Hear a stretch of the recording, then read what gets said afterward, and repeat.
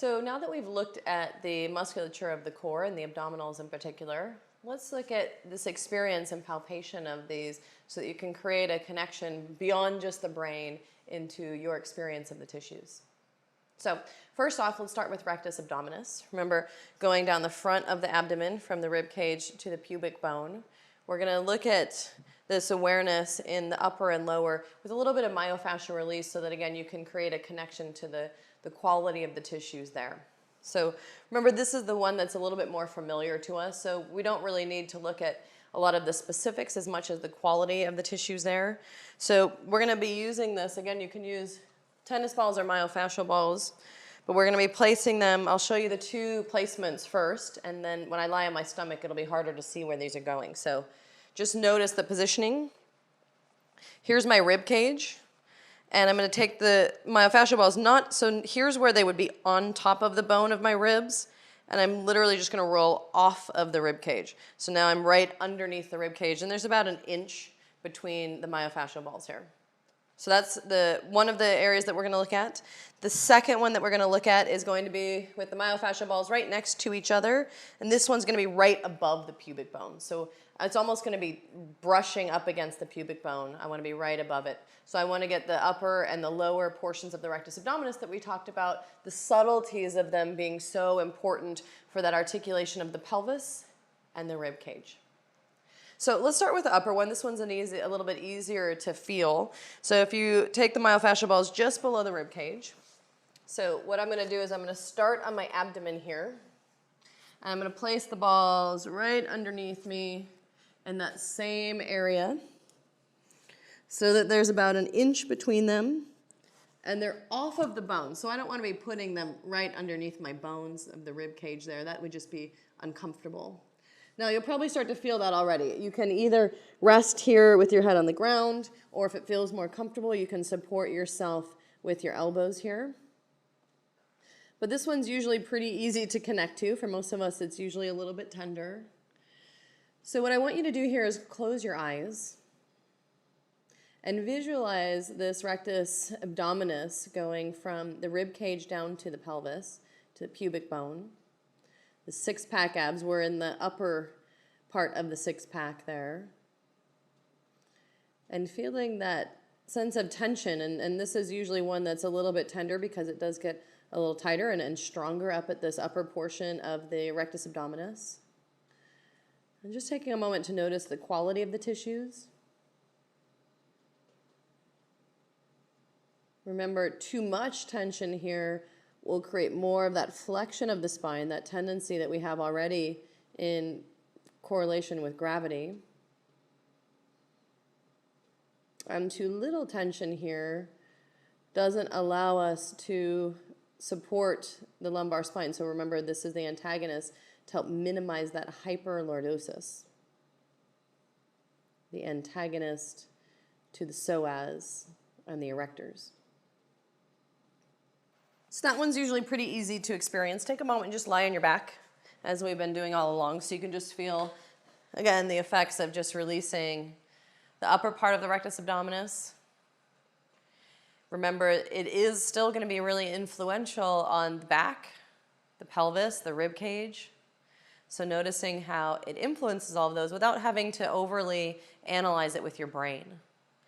Just notice the experience and the tissues, not just of the abdominals, but of the back, the pelvis, the ribs.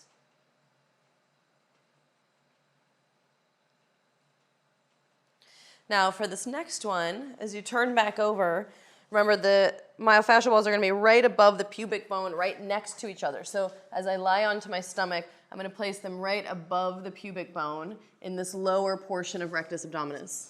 And again, I can also lay on my forehead,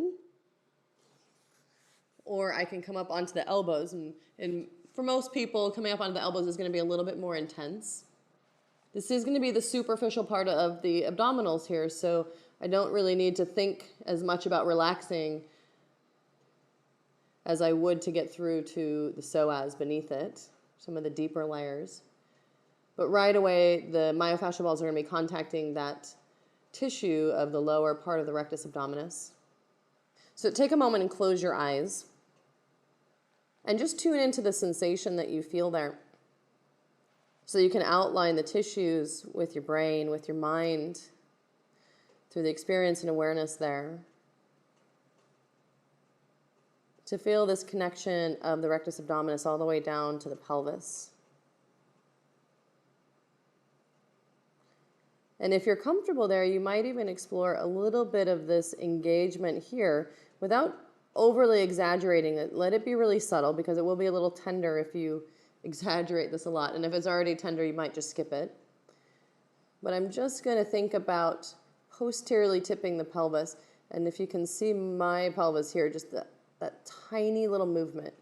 It's not very much. But what I'm trying to do is to create that movement without clenching the glutes, creating just this little subtlety by seeing if you can activate the lower rectus abdominis, right where the myofascial balls are, and then soften it.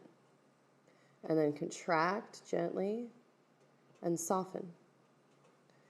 And do that a few times so that you can distinguish between that of the glutes really vigorously posterior tilting the pelvis, and that of that more subtle refinement of the lower rectus abdominis, really subtly tilting the pelvis and creating that support for the pelvis.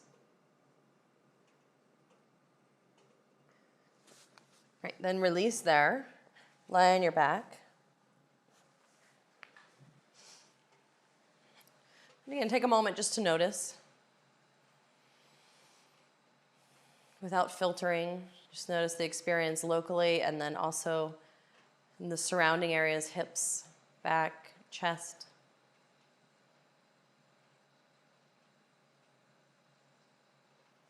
Now from here, just place your feet on the ground for a moment, and I want you to take your fingers right above the pubic bone here. And I want you to see if you can press the iliac crest. So remember where the iliac crest is, right on the top of the back of the pelvis. If you can press the iliac crest into the floor. So I'm posteriorly tipping the pelvis. And feel that contraction of the lower rectus abdominis, then relax. So it's just a small movement. I'm pushing the back of my pelvis into the floor and then relaxing. And you're going to feel the tissue engaging right above the pubic bone. And notice that you can really make that even more subtle. Maybe you don't push the iliac crest all the way into the floor, but you just move it toward the floor and then relax. And then make it even more subtle. Just gently lift and relax. So you can feel just how subtle that support can be without having to really vigorously contract and flex the spine. Now, one more thing here, because I think it's really helpful, because this is a really subtle area for you just to feel as you turn over onto your stomach. Just take a moment, rest your forehead on your forearms, and just take a moment from this same, you're going to do the same thing, but now in a prone position.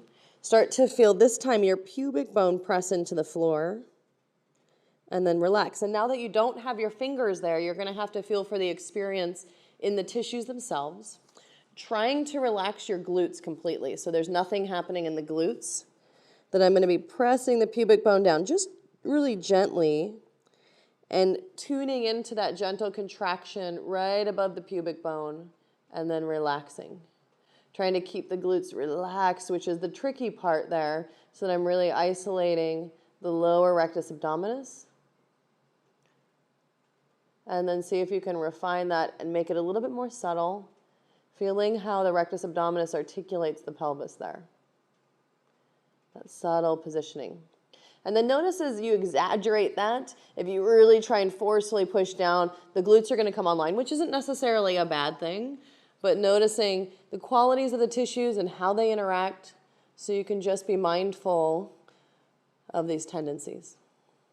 And as you vigorously contract, you'll feel that clenching around the glutes versus maybe a light activation of the glutes, helping to support that quality in the pelvis here, which will be helpful in a lot of our yoga poses, especially things like Cobra and Shalabhasana.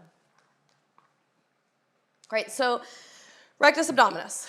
You got a nice experience of it. You can clearly feel how the lower part of rectus abdominis for most of us is a little less obvious. We can really connect to the upper rectus abdominis a little bit easier. So the next one we want to look at is the oblique. So if you come up to a seat, what I want you to feel is this X-shaped scenario that we look at in the obliques and how they interact with each other. So what I want you to think of first is just this long line through the spine. And if you take your right hand to the right side ribs, the lower right side ribs in the front, and your left hand just inside of the left side ASIS. So we've got the right hand is on the external obliques and the left hand is on the internal obliques. Now, just be mindful I'm not mirroring you, so just notice that as we go through it. My right hand is on my external obliques. I'm going to twist to the left, and I'm going to feel the right side external and the left side internal contract on that one side of the X. And since your hands aren't on the opposite side, just visualize that opposite side lengthening. Then come back to center and just switch. So you've got one side external obliques palpating right below the ribs, the opposite side internal obliques palpating right inside the ASIS. I'm going to rotate toward the hand that's on the ASIS and feel them both contracting to draw me into this rotation. Now I can also feel that if I rotate and flex, so you can feel that combination of pure rotation or flexion and rotation we see like in our core work, but also this upright rotation we'd see in a yoga sense in a lot of our twisting postures. Now if you take your hand to one to each side so that you can feel both the external and the internal above it, so I'm kind of going across all the way down the abdomen here, so I feel external and internal, and then start to take yourself over into the side bending scenario. What becomes a little trickier now is that as I bend over, let's say to your left, I'm going to feel this right side eccentrically contracting. So you can take your hand all the way around the waist, and remember that these obliques come all the way around to the back side of the body. So I feel them lengthening as well as contracting, that eccentric contraction that's keeping me from falling relative to gravity pushing down on me. So they're holding me upright as I side bend here. Now the other side is shortening, but as you can feel, it's a little bit more passive in this scenario because gravity wants to take me downward. I don't have to contract so much in this scenario to do that. Now think about if you were lying on your side, that would be very different. And this is where we start to think about swimming in this sea of gravity. If I needed to come up into some sort of side bend here, you can see if you just lie with your knees bent and your hand on your waist, as you lift the legs and the torso, and you can use your arm to help you if you like, I'll feel the obliques right there on the side kick in to lift me up, relative to gravity pushing me down. So it's not always about the movement that's happening, but also about your body relative to gravity pressing down on you. So the obliques that are lengthening are going to be more active in this upright scenario versus when I'm lying down, the side that's shortening will be more active relative to gravity in that scenario. So I just want to consider the context. The obliques can come off as being really complicated and difficult to digest at first, but the reality is they are pretty simple and straightforward. If I can just understand this X configuration and how both sides work together on one side to side bend and how the opposite sides work together to twist. So the next one that we want to look at is the transverse abdominis. And for this one, I want you to find a comfortable seat. And if you're not comfortable there, you might even just, in fact, maybe I'll grab one too. Grab something small to sit on so that you can be comfortable there for a moment. Be here for a minute. Now, for this one, what I want you to think about is just to come into a comfortable seat here, a comfortable cross-legged seat. And before we get into the transverse abdominis, just to consider, close your eyes, and I want you, without analyzing it or thinking about it, just to think about vigorously engaging your core, whatever that means to you, without dissecting it. Just think about engaging your core and really exaggerate that. And I want you to notice the movement that happens there. And notice the movement that happens there. Notice how it creates, for most of us, as we vigorously contract the core, it creates some of this flexion of the spine. So what we want to try and do is make this really subtle. So you don't need to do this at home, but just to give you a visual, what I want you to think about here is a string around your waist, drawing in, and it doesn't need to feel like it's suffocating you, but just gently, delicately drawing in around the waist. So there's this sense of the transverse abdominis going around the waist here. Remember, supporting the abdominal organs, drawing them in closer to the lumbar spine. So what's key about this is anytime I vigorously contract, most of what I'm going to feel is the rectus abdominis and the obliques turn on. So I'll miss that subtlety of transverse abdominis. So if you close your eyes there and visualize this string around your waist, and then visualize that string drawing in around your waist, just gently. And notice that if you're able to create that subtlety, hugging in or cinching in around the waist, that you should feel like, if anything, you get a little taller there. If you feel any of this kind of forward tipping of the rib cage, you're probably activating more of the rectus abdominis and just exaggerating that too much. So come back to an upright position there. Again, soften the belly. And then keeping that length through the top of the head, gently start to draw in around the waist. And probably one of the hardest concepts here for most of us, because we kind of love the core work and that burning kind of feedback of that positive association of working hard in the core. The hardest thing sometimes with the transverse abdominis is really just allowing it to be subtle. And as you find that, it shouldn't take a lot of effort. In fact, you should be able to easily maintain that and relax your neck and shoulders and take your hands around your rib cage. So your forefingers around the front and your thumbs around the back. Keep that subtle cinching in, allowing you to lengthen up through the top of the head, and then visualize that umbrella effect of the rib cage. So we're going to start to add the diaphragm in here. And just think about here the diaphragm pulling down. Now we've got the transverse abdominis still cinching in, so it'll only pull down to a certain extent without distorting the abdomen. And then feel that umbrella of the rib cage spreading out. So keep cinching in around the waist. Inhale, feel the diaphragm pull down and spread out. And exhale, visualize the diaphragm start to soften back up into the rib cage as the umbrella closes. Inhale, diaphragm pulls down, umbrella starts to open. Exhale, umbrella closes, diaphragm moves back up. All the while, continue that a couple more rounds on your own. All the while, the transverse abdominis is just gently engaged enough to keep a steadiness in the belly, to keep the support for the lumbar spine. One more time, feel the diaphragm contract and pull down and spread out, opening that umbrella of the rib cage. Exhale, softening that back in. In fact, take one more round and notice that there's a fullness to the breath that doesn't need to involve your neck and shoulders. There should really be a sense of freedom that comes from this powerful activation of the diaphragm in coordination with that subtle support of the transverse abdominis that gives you the possibility to soften through the neck.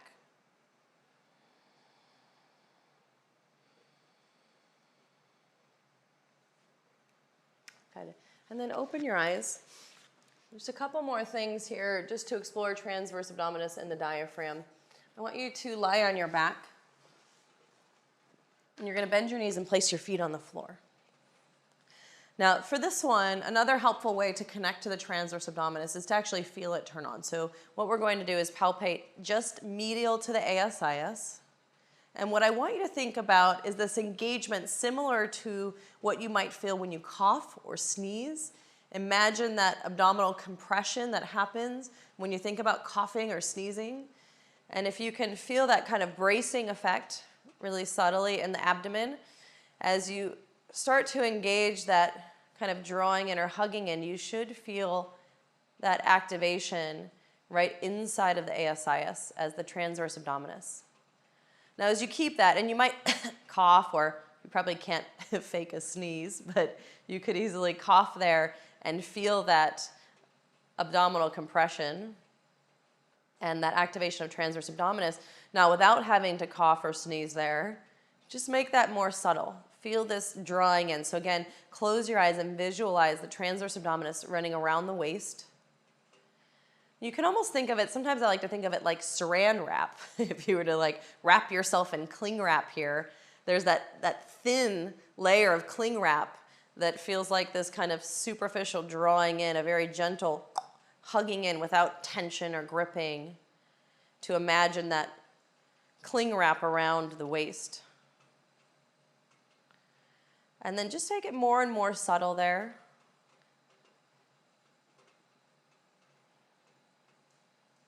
So that as we look at this, and when we look at this, whether that's in core work or in our yoga practice, what we're looking at is that the transverse abdominis can draw into support. One of the things we see a lot of times in our core work is that the rectus abdominis wants to take over. You'll hear this a lot of times in a yoga practice or in other classes, is not letting the abdominals push out. And a lot of times that's indicative of the rectus abdominis taking over. So we're looking at this shrink wrap, this cinching, this hugging, however you want to consider it or think of it in your mind, drawing in to maintain that gentle activation of transverse abdominis. Now, one last thing here, just to look at the diaphragm one more time. Grab a blanket or even a towel, just something that you can roll up.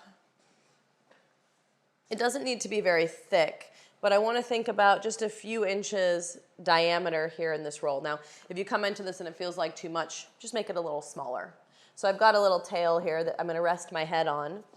And then I'm going to try and take this roll kind of right underneath the lower part of the back of the rib cage.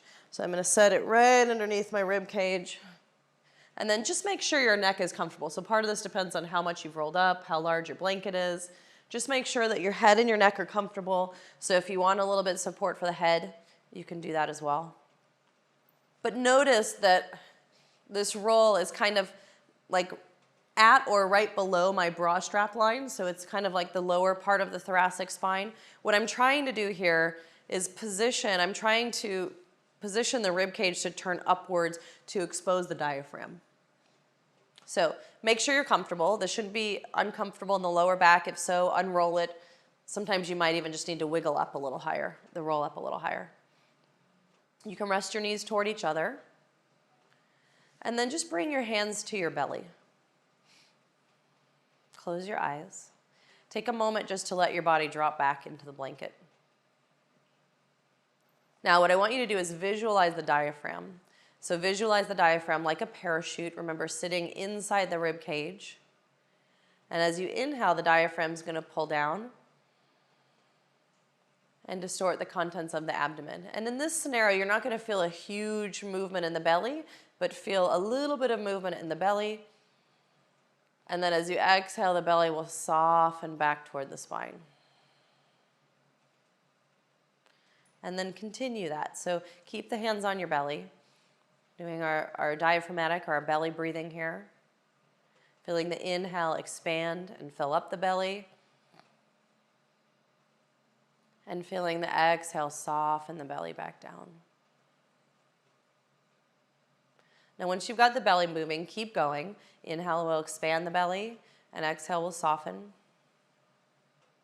Bring your awareness now to the diaphragm. Again, diaphragm contracting and pulling down to create that expansion of the belly.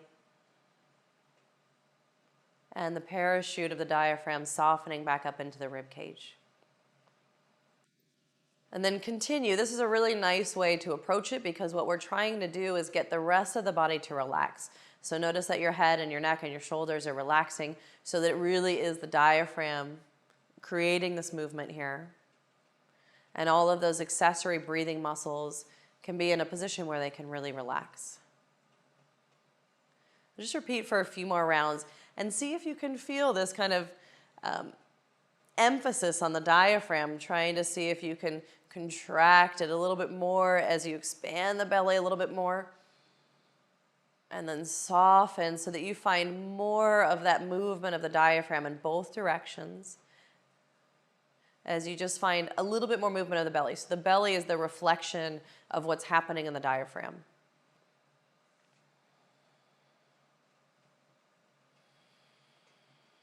And if you start to feel any tension developing in the neck or the chest, just continue to try and relax that so that you can focus all of the awareness in the diaphragm.